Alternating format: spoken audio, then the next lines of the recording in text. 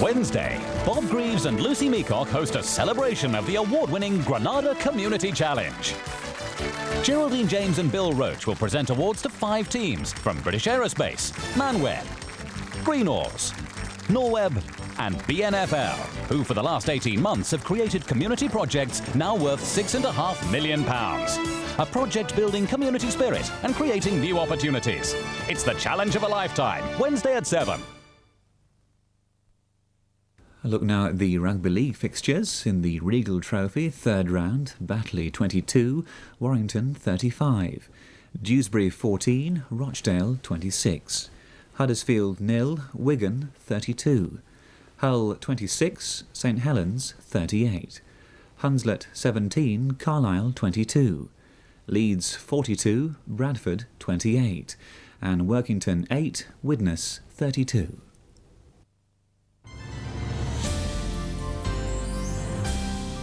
The latest Granada news now, tonight with Sir Rahman.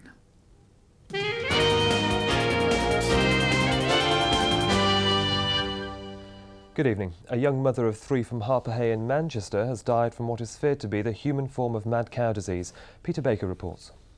29-year-old Michelle Bowen of Harper Hay was admitted to Manchester Royal Infirmary over a month ago in a very poorly condition.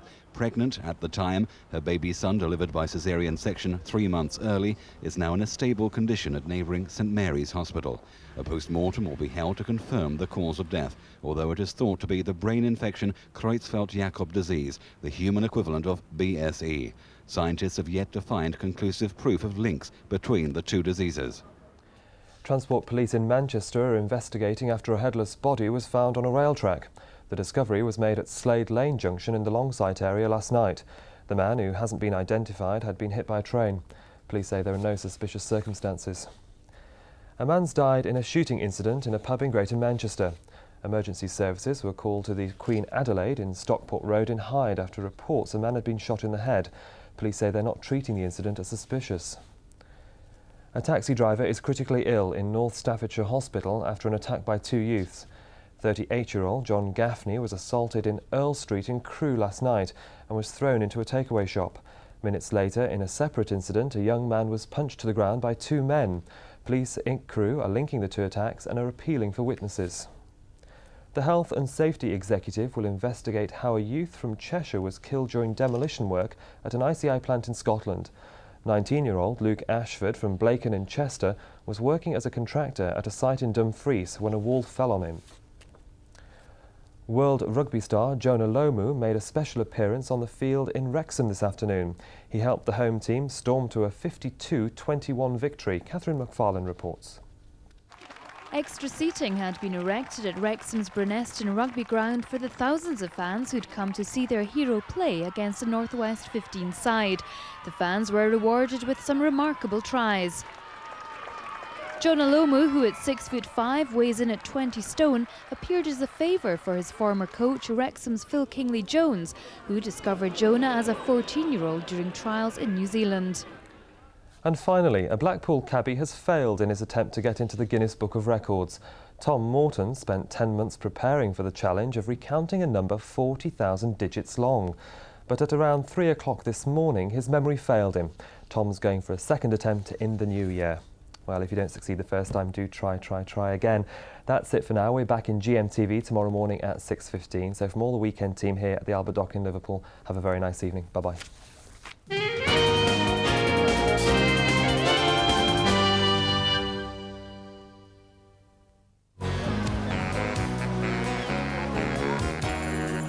Granada Weather, sponsored by First Choice Holidays, for a brighter outlook.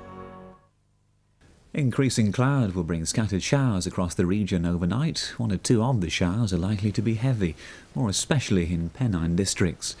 No frost problems are expected, with temperatures falling no lower than 4 degrees centigrade. Monday morning will see a mixture of scattered showers and bright or sunny periods. The afternoon will continue in a similar vein, with further showers interspersed by drier, brighter interludes. Temperatures will remain above the late November average, with afternoon maxima in the brighter spots around 10 degrees centigrade. And that's the outlook. They were the biggest pop sensation ever. they captivated and changed an entire generation. At last, the untold story of the millions they made. Have you got time to actually spend this money? What money? And the money they lost. They were not, haberdashers of businessmen. Today, they're back in business and set to make an absolute fortune. All you need is cash. Tomorrow at 10 on 4. Michael Barrymore's My Kind of People. Party animals who know how to have a good time. Movers and shakers who know how to strut their stuff. Natural-born performers. Solid gold entertainment. Michael Barrymore's My Kind of People, Thursday at 8:30.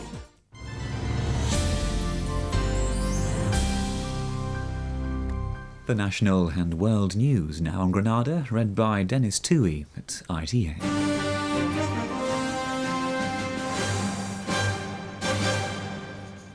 Good evening. Opponents of divorce reform in Ireland are considering a legal challenge to the referendum which ended the country's ban on divorce. The result, confirmed late last night, gave victory to the Yes campaign, but by a margin of just 0.6%. From Dublin, John Irvine reports. Yes, the headlines confirm it. By a majority of just over 0.5%, the Irish people have overturned the constitutional ban on divorce. The Catholic Church had called for a no vote, and at this Dublin cathedral today, the worshippers, like the country, appeared evenly divided. I think the rest of the world can see now we're actually moving into the 21st century. Never mind the 20th century, we're actually moving with the rest of the world now. I think it's a good thing for Ireland. The death do us part, so I don't see how people can, or governments can change it. Why not leave it to the man above? There is a potential legal threat to this referendum. The government unlawfully funded the Yes campaign. The anti-divorce lobby could use that Supreme Court finding to challenge the result. You have to bear in mind that I think that the courts will be very, very reluctant to question the will of the people as expressed in a referendum. The government does not fear a legal challenge. It has legislation ready to put in place to allow divorce for couples separated at least 4 years. John Irvine, ITN, Dublin. The unofficial postal strike in Scotland is over. Staff will return to work at 10 o'clock tonight after accepting a deal put forward by the management. Deliveries will begin again tomorrow morning to clear the huge backlog of mail. Chris Roberts reports from Edinburgh. A week of post office picket lines was ended with strikers voting overwhelmingly to return to work. Management plans to impose a change in working practices have been shelved in favour of negotiation. The only victory I would claim is a victory for common sense and a victory for the public. The experts that deliver the mail will now be back on the doorsteps tomorrow morning, back in the processing centres from this evening. Christmas mail will now be under no threat. I'd like to say that we're very pleased that good sense has prevailed. The only winners today are our customers, who will see a resumption of their mail deliveries. Waiting to greet returning workers tonight, more than 12 million items of undelivered mail. The strike brought distribution centres across Scotland to a virtual standstill. Just as the Royal Mail enters its busiest period of the year, a week of overtime shifts will be needed just to clear this backlog. Post boxes across Scotland have been sealed for days, but are tonight being reopened. Workers have for now agreed to return to the sorting offices, but still want management to deliver better pay and conditions. Chris Roberts, ITN, Edinburgh. The Bosnian Serb leader Radovan Karadzic warned today that Sarajevo could become the Beirut of Europe following the US-brokered peace deal. Dr. Karadzic claims Sarajevo's Serbian community will need international protection for at least 5 years. They have created Beirut in Europe, and it's going to bleed for decades. If they have transformed Sarajevo into two neighboring cities, then it would not be a divided city. But now, this is completely wrong solution, and I doubt it can be implemented. The Princess of Wales has ended her 4-day visit to Argentina with a trip to a drug rehabilitation centre on a remote island. Our correspondent Bill Neely reports from Argentina on how successful the Princess's visit has been. It was a fitting end. The Princess escorted by an Argentine officer who'd fought in the Falklands War. The end of a 4-day visit. It was billed as private and unofficial. it was anything but. She's heading now for talks with Buckingham Palace about her role and her marriage. Her press advisor, whose advice she didn't seek this month, is heading for the palace too, but not to work for her anymore. The princess has attracted intense interest here, the scramble reaching the home of Argentina's president.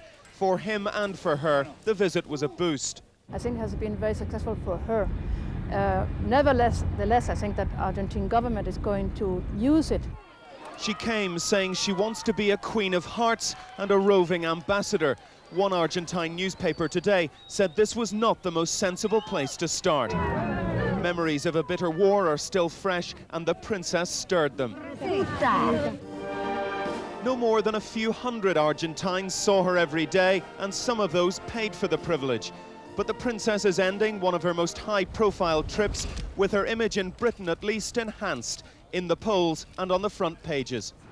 Argentina now settles down to life without the princess. She settles in for talks with the palace about life after marriage. Bill Neely, ITN, Buenos Aires. Aberdeen have won the Scottish Coca-Cola Cup. They beat Dundee 2-0 this afternoon at Hampden Park. Aberdeen opened the scoring on the half hour, Billy Dodds providing the final touch, his 8th goal of the season.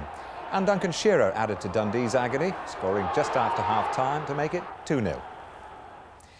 Our late news tonight is at 10 o'clock. Till then, goodbye.